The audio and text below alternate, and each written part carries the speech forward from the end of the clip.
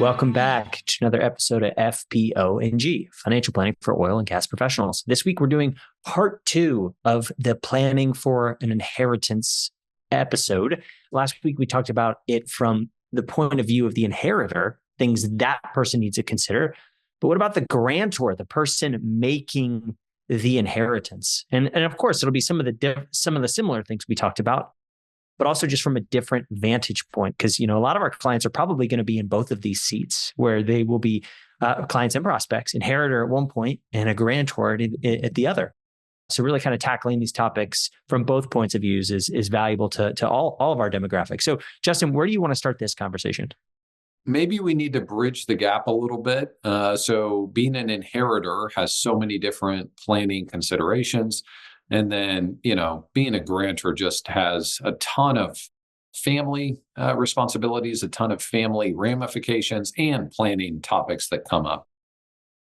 Jared, we could maybe talk about, I think maybe the one thing that could fall under both is the idea of what if you are an inheritor? What if you're inheriting assets, but you decide to disclaim your inheritance and whether that's a formal disclaiming of your inheritance, or you kind of work with, maybe it's your parents, to instead of you inheriting their assets, send it down to your children and skip a generation.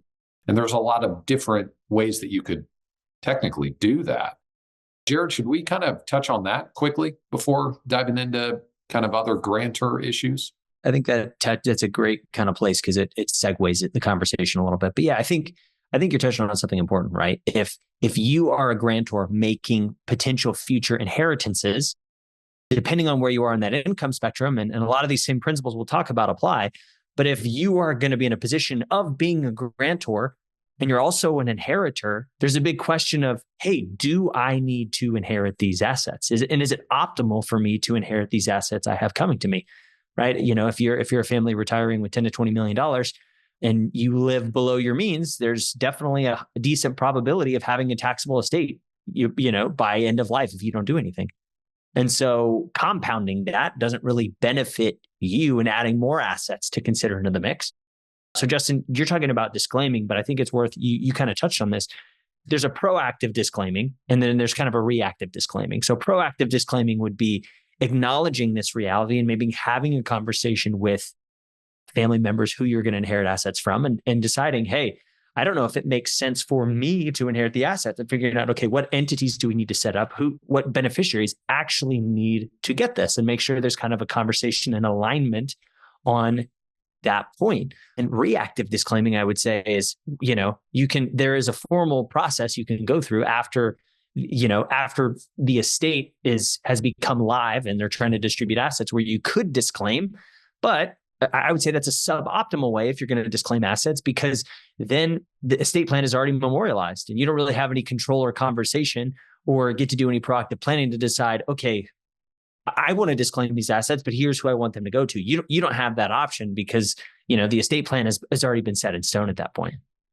That's a great point. So quick note on kind of the reactive, the formal disclaiming of an inheritance. I think Jared, maybe could make sense under the following situation. Let's say that you have adult children that are really mature and you feel like, hey, if they were to inherit material assets today, they would be a good steward. So, the idea is this inheritance going to be a blessing or a burden on someone when they inherit it? Obviously, if you hand a 16 or an 18-year-old just millions and millions of dollars, that could be troublesome.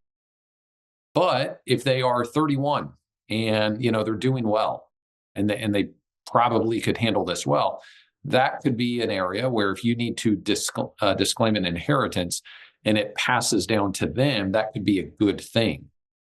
I think the other kind of factor in this, Jared, is, what does the estate plan say? Or what asset are you disclaiming? And so I'm thinking, is this let's say it's a brokerage account or an IRA, and you are the listed beneficiary with a per stirpes designation applied on that beneficiary? That would make sense that disclaiming it could flow through to your children. But the question I would have, Jared, and this is probably a question that needs to be applied differently for every will or trust, depending on the language and the estate planning attorneys involved. When I disclaim an inheritance, is this going to my kids, or is this reverting back to whatever is in the will or trust, potentially going to not your kids? Maybe it's siblings or someone else that, let's say, your parents designated to be a beneficiary. So disclaiming in the sense that we're talking about it is if the asset or the estate allows you to essentially pass this down to your kids instead of you taking it, maybe that could make sense for tax purposes and for planning purposes. But that is very much dependent on what are the assets that are being passed down and what is the language involved in the will or the trust. Yeah, and the scenario you outline is even more complex because if the estate plan says one thing and the IRA says another, whatever the beneficiary designations on that retirement account are actually supersede what's ever in the estate plan, right? So if you decide, hey, I'm interested in disclaiming could potentially make sense, I would say reactive disclaiming is really suboptimal. And it just opens up a, kind of a box of just additional planning considerations. And you have a lack of control and ability to kind of make a coordinated effort. But Justin, so kind of pivoting, I think that's a good kind of place to talk about, hey, if you're going to have a foot in both camps, there is this strategy that also needs to be considered. Essentially, Jared, you are an inheritor, but you're immediately turning yourself into a grantor. That's right. And so, Justin, from the grantor's perspective, I think we'll talk about some of the things we talked about from the inheritor's perspective, but just what considerations do these people have in mind? So as a grantor, I guess one good question is when do I want to give these assets, right? And from the inheritee's perspective, hey, when will I receive these assets, or when is there a probability of me receiving these assets? And if it's at death, that's kind of a more difficult to control. So what things should people consider related to, when do I want to give these assets? It's kind of when is the optimal time? When does a gift maximize the impact? Jared, that's actually a really good question to start. What impact do you want this gift to have? So what is your desired future state? Now, I do think it's also helpful to point out that, at the end of the day, you don't need to control things for hundreds of years after you pass necessarily. And that may not be the healthiest approach or perspective to have. But I do think it's helpful to ask the question, what would be the desired impact or outcome of this happening? And what is your capacity to give? Which assets do you give? Just how liquid is everything? And then I think another big one is just what do I communicate to the people that are going to inherit this? When do I communicate that? So I think there's just a whole litany of questions to think through. Where do you think we should start? Yeah. So I think, you're talking about when do I gift? What do I gift? Understanding, okay, what's my wherewithal to gift? What's the composition of my balance sheet? And then communication. But I think a good thing to start, really the driving force is why, right? Are you giving, why are you going to be an inheritor? Or why are you going to be a grantor of an inheritance, right? Is it a function of, hey, I have an intention with this money. I want my kids to have A, B, or C, or I don't really have an intention with this money. I'm just a saver by trade. What do you hope this money does for the people that it's given to, the people, the charities, the organizations?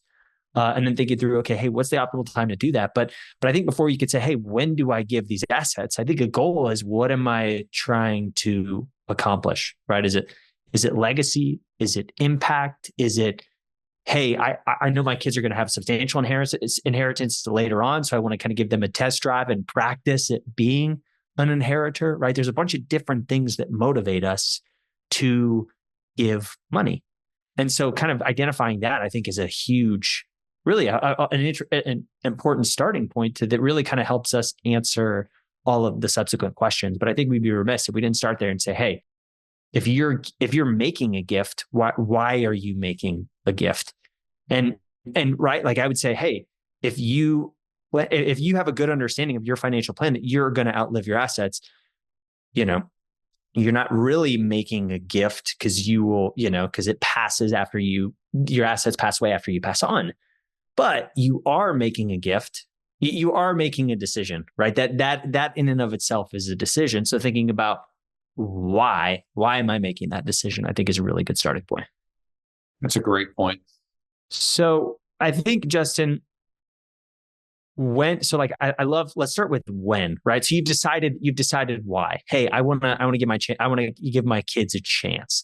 And I would also offer up an interesting kind of idea to think about that. Like in this gets back with die with zero is when, okay, so what am I trying to do? Right? It's like, hey, I want to bless the next generation. Great. Awesome.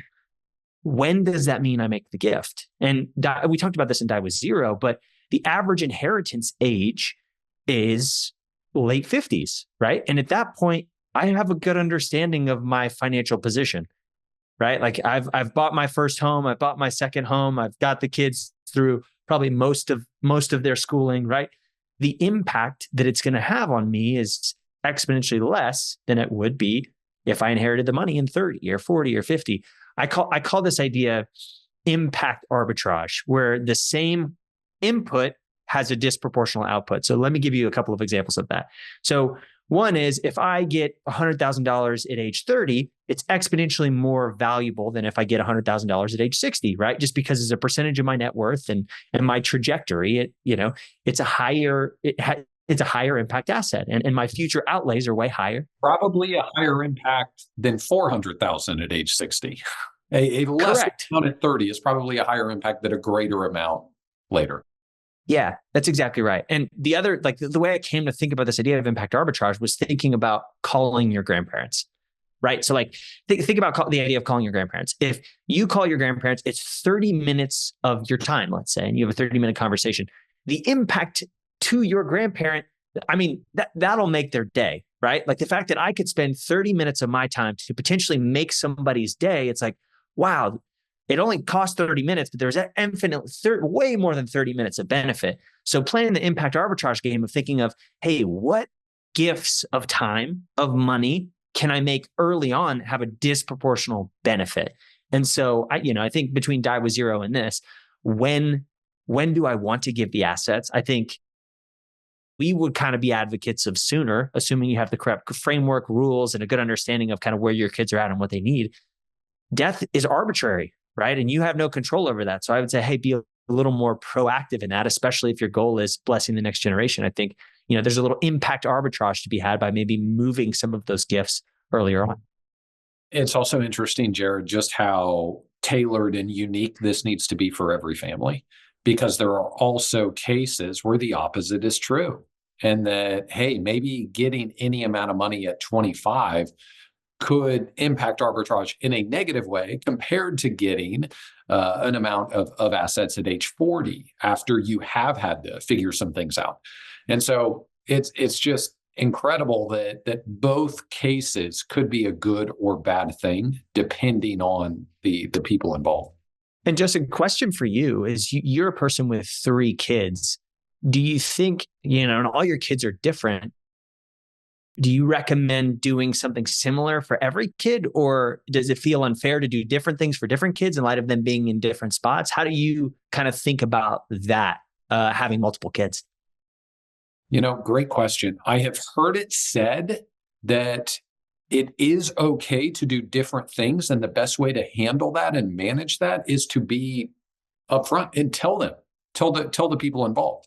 And so kind of the example there is, if you have kids and one of them either has a spending problem or, just a habit in life that is destructive to their well-being, then it's a good thing to tell them, hey, we have this, we're passing this down, but you cannot handle this. And so until this is managed, maybe you're not going to have access to these assets. And so that has kind of been a popular idea, that it's okay to manage it differently if there are extenuating circumstances, but tell them and be upfront with them about that. And that is just super hard, Jared. I think I agree with most of that. I mean, I'm pretty sure I agree, but it just goes to show you that every situation is so custom, so unique. Just like, we had a conversation about this Like right now, we've always had this conversation of should we do public school or private school?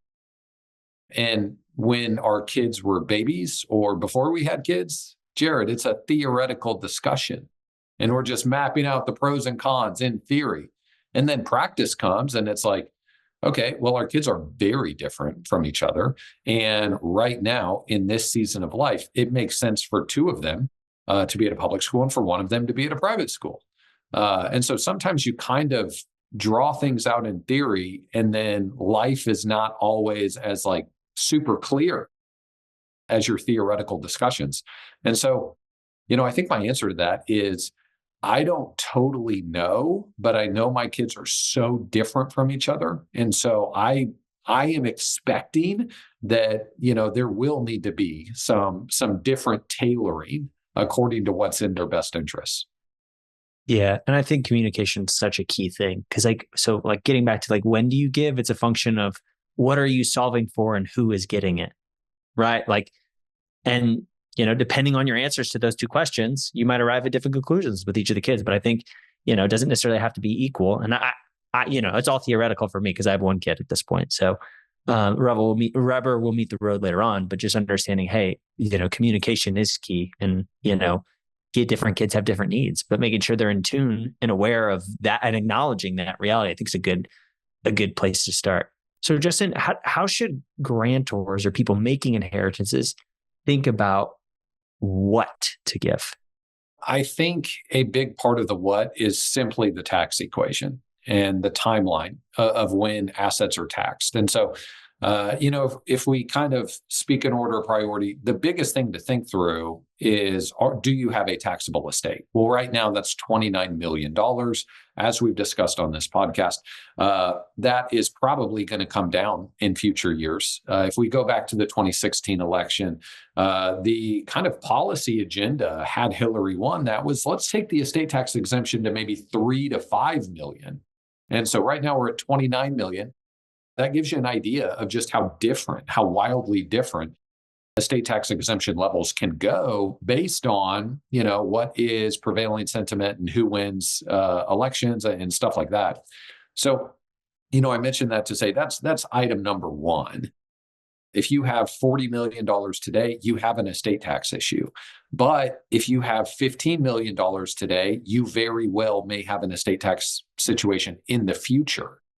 But Jared, number two is interesting because a lot of people could hear the estate tax situation and immediately think 29 million, this doesn't apply to me. But number two is fascinating because that is, well, hey, even if you're under the estate tax exemption, the type of assets that you pass down are inherited in very different ways. So brokerage account right now gets a step up in basis, or real estate step up in basis. Any private investment gets a step up in basis, but then you compare that to a retirement account, no step up in basis, massive income tax implications over multiple years. And so what do you give and when do you give it? Well, retirement accounts, I think that's going to be interesting, Jared, because there's a strong case to be made that even if you don't have an estate tax, whether you do or not, as you age, it probably makes sense to make children a primary beneficiary on a partial amount of the IRA. So standard protocol is, well, okay, if you're married, just put your spouse as the beneficiary. But if you have really substantial retirement assets, as you hit age 70, age 80, it very much could make sense for your spouse to be a 60% beneficiary, a 40% beneficiary, and for your kids to actually be a primary beneficiary on a fraction of that account. And so I think it all comes down to what is the asset, what entity owns that asset, and what is the future taxation of that asset. Yeah. And what's your plan for that asset, right? Step up in basis is huge, right? It probably, if you want to give your kids a chance at having responsibility of managing money, or you want to have, do some value arbitrage and get money to them earlier, giving them a passive interest in a oil and gas well that you have that spits off a K1 is probably a bad idea, right? Because they're entitled to an income stream and don't really have any agency in what happens with that asset, right? Depending on, of course, how the interests are structured. But, just that example. And the other reason why that's a terrible idea is, oil and gas interest, there's depletion, right? So it reduces the cost basis all along the way that helps kind of the tax liability on an ongoing basis. But when the asset's sold, there's a substantial potential capital gains tax. But again, if you get a step up in basis, that could be avoided. So yeah, I think kind of getting back to what you said of, hey, what are the tax consequences? And also, okay, what am I solving for? I think, having children as partial IRA beneficiaries is really interesting because like we said in prior podcasts, the post-Secure Act inheritance rules for non-spouse beneficiaries, most of the time you have to take the account within 10 years. And so by having, kids be primary beneficiaries on the first spouse's IRA and the surviving spouse's IRA, it gives you 2 10-year windows, spreads the income out over 20 years versus 10. So I think really it comes down to, okay, again, what are you solving for? And then also, what are the tax situations related to these assets? Both thinking about, okay, today and then at death or in the future. Right? Conversely, if you have a kid that is in the Peace Corps, if you give them appreciated stock, they could be in the 0% cap gains tax bracket versus you being in the 23.8% cap gains bracket, right? So these are all just frameworks to kind of think through, but how this might manifest itself might be drastically different depending on who's getting the asset, when they're getting the asset, and what does the composition of all of the assets in my portfolio look like? Jared, another big conversation here. If you are a grantor and you have privately held businesses, I think it's critical to look at every asset in your balance sheet and, try to assess how much growth will each asset experience over the next 20 years. And so the ideal situation is if you are going to move some assets out of your estate, and let's say you're putting them into an irrevocable trust for a child, the greatest way to do that is to get assets out of your estate that have the highest potential to grow.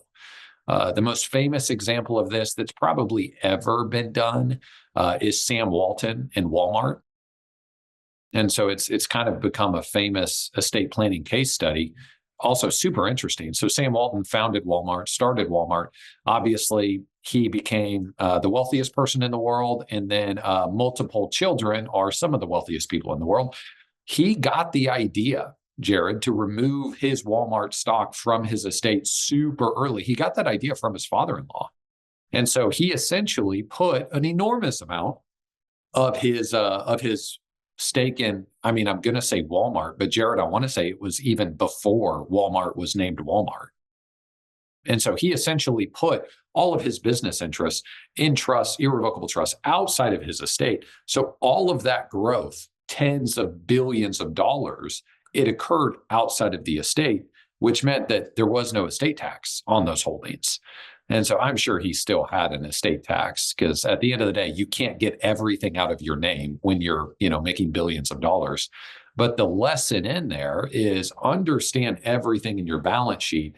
And if there are assets that have the chance to appreciate way more than other assets, well, those are the ones that you want to get out of your estate. That's right. But kind of getting back to control in like Sam Walton's case, if my memory serves me correctly, it's been a while since I read his biography. I think there was the beneficiaries didn't get the stock outright. There was like a partnership or like an entity container. There was a governing body related to that. So one of the heirs couldn't just say, hey, I'm going to sell all my stock the day willy-nilly whenever I want and just kind of free and clear take off with all that money. I think one of the reasons that entity has endured is because it was in fact in an entity and there's a decision-making governance framework to where, it was kind of set up that way. So that's also kind of something to think about of, hey, even if the kids inherit this illiquid asset or, partners' interests in this illiquid asset, okay, what's the best way, if I'm optimizing for, hey, I want to get money out of my estate, but I want to retain control, certain types of entity interest could be valuable, right? Where the appreciation happens outside of the estate, but depending on the organization of your entity, you can gift different share classes. Some maybe that have economic interests, some that have voting interests, and kind of bifurcate that. So you can really kind of get creative in terms of, hey, I want to get this out of my estate, but I don't really want to relinquish control, right? Because if Sam Walton would have given everything and it was all voting stock, and it was just given free and clear to the kids, they could have ousted him early. Not saying they would have, but just, kind of something to think about. I've also seen families structure it where in a super healthy way where there's, really significant assets, but there's kind of an agreement that if you want to take control of the assets, that's totally fine. You can do that, but then you are going to be subject to the taxes that it produces every year. And that if you want to delay that for a bit, the parent will continue to pay the taxes on those trusts or assets. And so I think there's a lot of ways that you can think through, okay, how am I executing a tax plan associated with these assets? And then also, what is best for the children mixed in with a healthy amount of communication and education as well. Yeah. I think it's also like kind of pivoting a little bit. I think it's important that we should have talked about this earlier, but what is my capacity to give? Yes. Right. So like understand your balance sheet and have a retirement income projection and just have all this modeled out. And before even if you're philosophically on the same page and have an idea and, okay, I want to accelerate it, take value arbitrage, okay, what does this impact to you for terminal wealth? Right. I do think if, probably you're in a good understanding of, hey, if I have $10 million and if I'm taking 100K out before Social Security or anything else, probably decent odds that you outlive your nest egg, right? And so there's easy back of the envelope math you can do. But if you want to do this, understand, okay, what does that do to terminal wealth? And does that give me sufficient cushion, right? Because, a lot of these gifts, it accelerates the impact, but there's a cost associated with that, right? Taking $1 out of the portfolio today is exponentially more costly than taking $1 out 20 years from now because of compound interest. And so thinking through, hey, kind of in tandem with this, I think a better place to start is values and then making sure the math works versus starting with the math and then kind of saying, hey, what are my values, right? Because financial planning is about life optimization, not spreadsheet optimization. So this is the point at which you should say, hey, I got an idea of what asset I want to gift in light of my balance sheet today and in the future, tax situation today and in the future. I got in terms of what I'm optimizing for, why am I doing this? And then just kind of checking, pass the smell test. Hey, if I update my balance sheet to reflect this reality, what does that do to terminal wealth? And do I feel comfortable with that outcome? Yes. Jared, I think families with, let's say, 10 to 15 million, that's kind of the widest range of spectrums for where things could go. And what is your capacity to give? Well, if you have $12 million, but you're spending $700,000 a year, you may not have the capacity to give right now because you actually, theoretically, you could run out of money. And then, certainly you could be a significant accumulator of wealth that doesn't spend a whole lot, and it's the opposite problem. And then you could have a massive estate tax. And so giving all of a sudden becomes really, really important because you want to maximize your annual gift exclusion. So that range of 10 to 15 million just has a really wide range of outcomes. Jared, there's also the aspect of this conversation that, how many studies have been done that show that there's typically a G1. So generation one is the creator of wealth. They start a business or produce significant wealth. Generation two begins to spend some of it. And by generation three, it's all gone.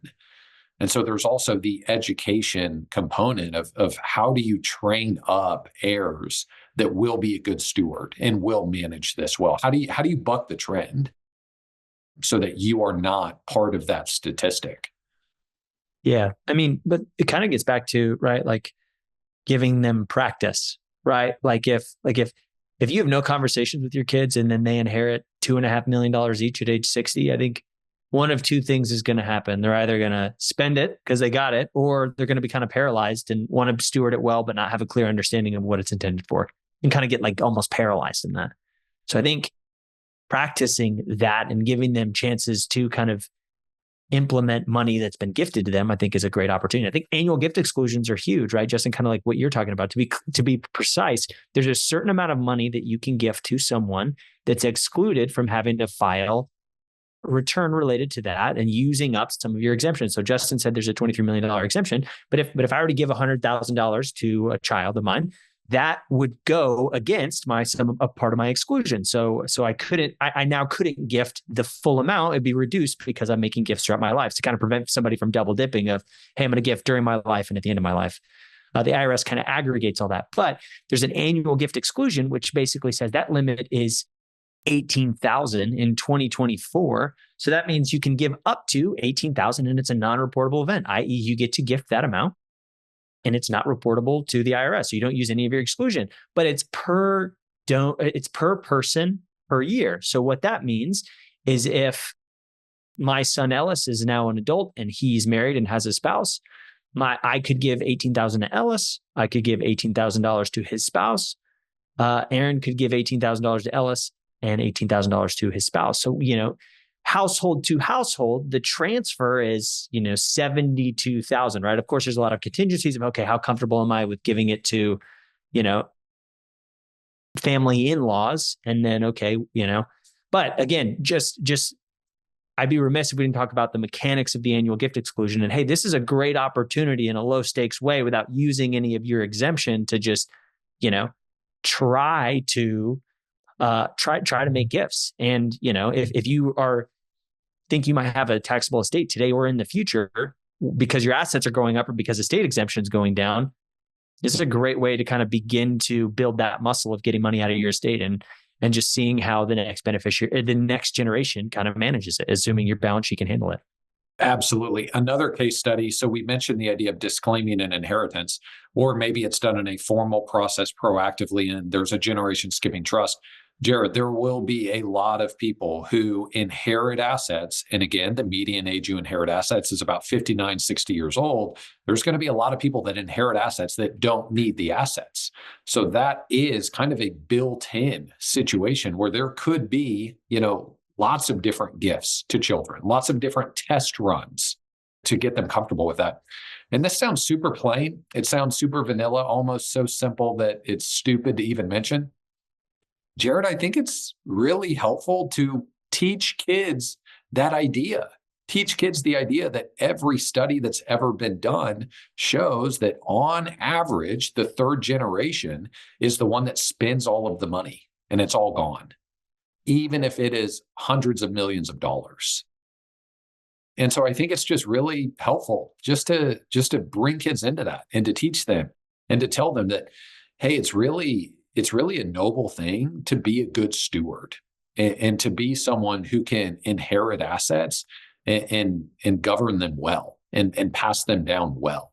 Yeah, we had a client, or I worked with a family in the past it was the third generation of a service business, and it just kind of regional distribution had existed for over half a century, and they brought that up to us as something they were solving for. Of hey, we know the stigma.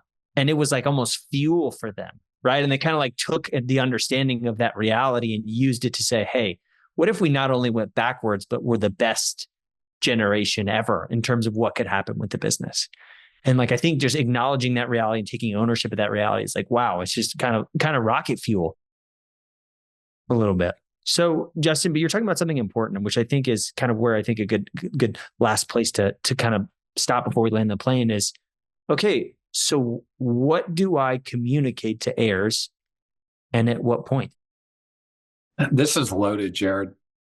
For the fifth time in this podcast, I'm going to repeat that it all matters on what is the kind of, composition of your children and what is in their best interest. So we do have several families that kind of employ an idea of doing the annual gift exclusion. So they are giving $36,000 a year, them and their spouse, to their child. And then as they get older, they're revealing more about their estate. And so they're revealing two things: the structure of their estate. So that means, what are the types of assets that are in my estate and what entity owns those assets? And then the second thing is kind of the blunt conversation of, here's how much there is. And I think number two is truly needs to be tailored to what is going to be a blessing versus burden to the child. Obviously, there are scenarios where maybe it's it's better received if there are, a truly substantial estate assets. Maybe it's better received to wait until they're in their 30s to disclose all of that. But Jared, the interesting thing is I could go totally against that. And that's the thing. No one knows, how long they're going to live. And so do you really want to pass away younger than you expect? And your children, we're thinking, well, maybe I'm going to get a few $1,000,000 and it ends up being 40 or $50 million. Do you want that to happen to them at age 24? So what do you think? I think practice along the way. I think like just samples of, hey, I'm going to give you this money. Hey, we're in a position to give you more money, and just kind of trying it out. And also like, I think the conversation should happen early, right? And like, this could be a 10-year-old getting, $500 at Christmas and allocating it proportionally based on what the family values are, or the budgeting system you put in place, or, somebody inheriting $500,000 at age 25, right? I think saying, hey, just communicating, here's why, and here's my hope for it, I think is a good start. And then also giving people practice is good. I mean, I would say like as a general rule of thumb, I would say the net worth is a conversation that shouldn't happen until liquidity is understood. So what I mean by that is like if a client said, like if you tell your kid, hey, I'm worth $20 million, like, wow, that's a huge number. But if most of that is illiquid, held in a privately held business or in a patent or mineral interest that you own that aren't liquid, and an IRA that you or the beneficiary can't actually touch, like that's really important context, right? And so understanding, right? I don't think the net worth conversation should happen absence the liquidity conversation. Generally, I think, again, getting kid specific, I think it makes sense, but it's easy to see a big number and think, wow, like that's a lot of money. But hey, it's actually not a lot of money because I can't touch most of it, and I don't have any income, so I'm having to live off of it, right? Your lived experience as someone with $50 million could actually be, kind of a version of living paycheck to paycheck if you're a passive holder in this business and you don't want to sell it. So like I think the net worth conversation really goes in tandem with understanding of liquidity and availability. But again, I also think there's like a course correction process, right? And there's a benefit to starting younger because depending on how these conversations go, the speed at which you explain might move up or down depending on how these little mini tests along the way go. Yes. And either way, I think it's important as a grantor to embrace that role and desire to be an excellent grantor, both in the sense of passing down assets, but also in passing down values and teaching children how to inherit. Yeah. And I'd say, right, start earlier. But again, assuming that the math and the math supports it and it supports your values. But I think there's some impact arbitrage to be had, and there's lots to consider. And this is, I'd say this is more of the touchy feely, but even if you say, hey, I want a gift, there's so many potential and future tax and estate planning implications in terms of what asset. So I think, the values conversation is a great place to start. But I think that plus okay, in light of my balance sheet, what do I gift and when, I think is a conversation you need to have with a trusted professional. Absolutely. Awesome. Well, Justin, I think giving, we are recording this podcast in December. We didn't plan it, but I think it's very timely as I look at your Christmas tree in the back in your background. So with that, I think this will come out mid-December. So Merry Christmas, Happy Holidays to all of our listeners. We appreciate you. We're grateful for you and thankful for you. And we hope this season is a blessing to you and your family, and that it's going to be another great year. So always love hearing from our listeners. Podcast at brownleewealthmanagement.com. Thanks. We'll see you next time.